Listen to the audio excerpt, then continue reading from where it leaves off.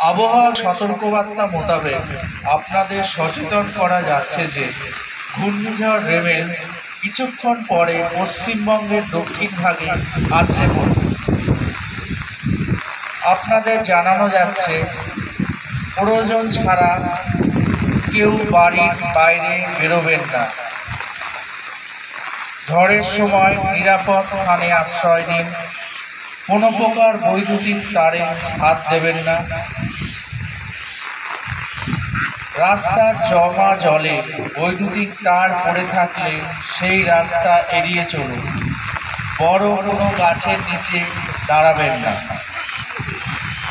যে কোনো রকম সহযোগিতার জন্য আপনার নিকটবর্তী থানা, মিউনিসিপ্যালিটি অথবা পঞ্চায়েতে যোগাযোগ করুন। প্রচারে নিউ ব্যারাকপুর থানা, ব্যারাকপুর পুলিশ কমিশনারেট।